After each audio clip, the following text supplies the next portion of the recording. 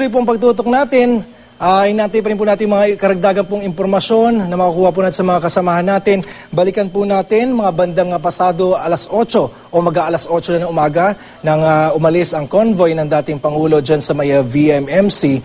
Tumagal lang ilang minuto ang biyahe hanggang makarating sila pasado alas 8:40 dyan sa may Pasay RTC. Mula sa puting coaster na nakita natin, bumaba ang dating Pangulo at pumasok sa Pasay City Hall kung saan umakyat sa ikalawang palapag na papasok na nga dun sa may Pasay RTC. Basta nakuha natin mga impormasyon mula sa ating mga kasamahan dyan sa field, ilang minuto lang. May nagsabi mga halos 15 minuto lamang ang tinagal ng pagbabasa ng sakdal at ang paghahain ng not guilty plea ng dating Pangulong Arroyo. At matapos ito ay muli siyang lumabas ng Pasay RTC at dumiretso na nga dun sa puting coaster para nga bumiyahing muli pabalik ng VMMC. Sa nakuha natin impormasyon, patuloy na nanatili sa Pasay RTC ang dating First Gentleman Miguel Arroyo at hindi natin pamatiyak kung nakuna na siya ng mga pahig ng mga media, pero kanina ay hindi ito nagbigay ng anumang komento sa mga miyembro ng media nang masubukan siyang tanungin. Samantala, para sa mga karagdagang impormasyon doon, makibalita pa rin po tayo sa ating kasama. Victoria Tulad, andyan ba Victoria? Okay, kasama natin si Victoria Tulad. Victoria? Okay, subukan pa natin balikan mamaya si Victoria Tulad. Balik po tayo doon. Gaya po na nasabi natin, patuloy ng mahigpit na pagbabantay dyan po sa may paligid ng Pasay RTC. Nandyan pa rin po sa lugar na yan, sa mga sandaling ito.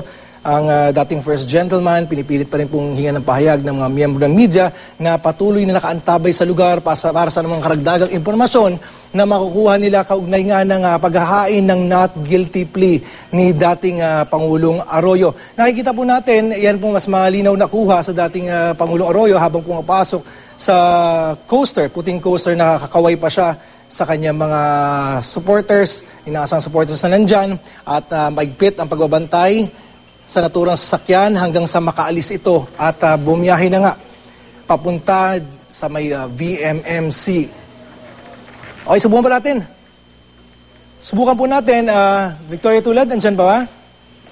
Yes, Oscar, nandito pa rin tayo sa Pasay RTC at kaalis nga lang ng coaster ni Congresswoman Gloria Macapagal Arroyo kasama iyong kanyang pamilya at mga abogado. At kanina, sa ngayon ay nagpapa-interview sa media itong si Attorney Ferdinand Topacio at aniya nga naging mabilis iyong pangyayari dahil winave na ng kampo nila Arroyo iyong pagbabasa ng information doon dito sa arraignment dahil alam na daw ni dating Pangulo Gloria Macapagal Arroyo iyong kaso na isinasampa sa kanya at sa ngayon, yun nga, naghahain sila ng not guilty plea at sa ngayon ay tinitingnan pa raw nila kung maaaring magtagal pa si Congresswoman Arroyo sa VMMC dahil nalaman na meron daw siyang bagong sakit at kung hindi tayo nagkakamali, ito tinawag na ito na lumbar spinal stenosis. Kaya nga sa lalong madaling panahon ay kailangan para tingnan ang kondisyon ni dating Pangulo Gloria Macapagal Arroyo.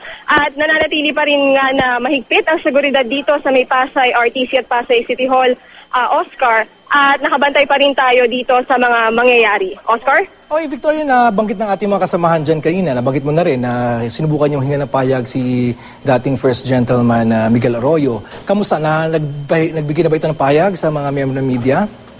Oscar, nung umalis itong sila Congresswoman Arroyo ay hindi na rin natin namataan sila Congressman Mikey Arroyo at si dating First Gentleman Mike Arroyo. At kanina, nung nakita natin sila dito bago pa dumating iyong convoy ni Congresswoman Gloria Macapagal Arroyo, nakita natin na straight face lang, poker face lang itong kanyang asawa at anak at ayaw nga na magbigay ng kahit na anong komento tungkol sa pinagdaraanan ngayon ng kanilang pamilya, Oscar. Okay, Victoria, kamusta naman kaugnay nung sinabi mo nga doon sa panibagong sakit na tinitingnan sa dating Pangulong Arroyo? May naging komento na ba dito ang sa hanay naman nung nagreklamo ang COMELEC? Meron na ba naging komento dito? Sa ngayon, Oscar, wala pa tayong nakuha impormasyon tungkol dyan dahil nga maging yung COMELEC o yung representative ng COMELEC ay hinahanap pa rin natin at si Attorney Ferdinand Topacio pa lang yung nagpapa-interview sa atin dito sa media. Okay, maraming salamat, Victoria Tulad. At yan po ang pinakayuling ulat dyan sa may Pasay RTC kaugnay nga ng naganap na arraignment ni dating Pangulong Arroyo sa kasong electoral sabotage na isinampa laban sa kanya. Mula sa tahanan ng katotohanan, ako po si Oscar Oida.